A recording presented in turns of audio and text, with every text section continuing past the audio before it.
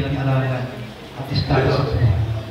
Pero ngayon po ay sila'y pag-iisahin agad. Sintihan niyo itong center candle. At nakikita po natin ang hiwaga ng kasal. Tapos sintihan niyo na sabay ang inyong candle. Ready? Go! Hindi.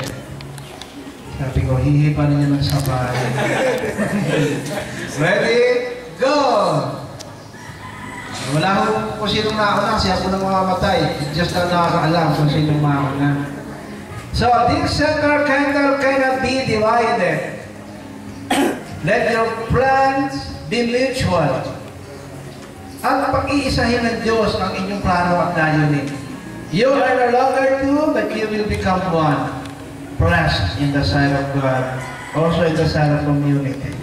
Kayo dalawa ngayon ay magkasama na. At kayo dalawa ngayon pinag-isa na ng Diyos. Palakpakan po natin ang bagong kasama. Okay.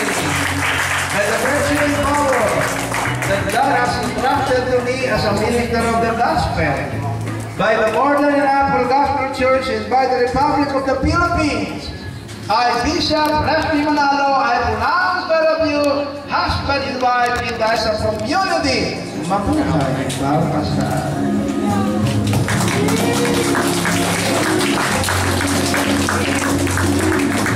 Akina lang po lang.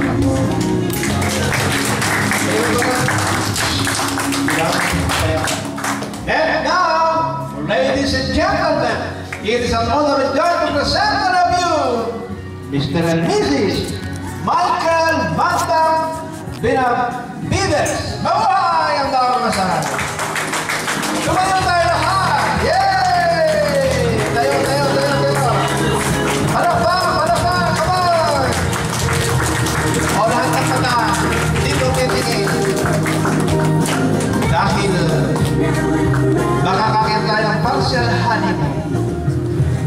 May notice ako, yung halik sa pisingin, halik nanay, halik tatay.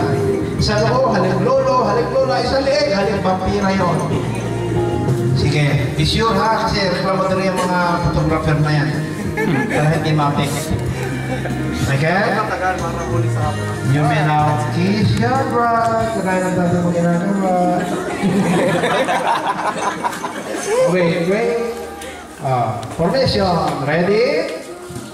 Go! Sabay na bulaklak. Ayan. Ano? Sure boy? More!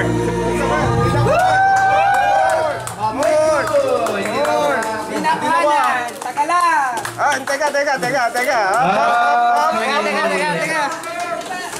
Ulit! Ha? Mamaya na yan. Congratulations! May God bless you. Habakan mo. Kulay ko. Ang pinagsama ng Diyos bilang mag-asawa ay hindi na pwede paghilulin ng tao, inandala. Maguhay ang bawang kasal.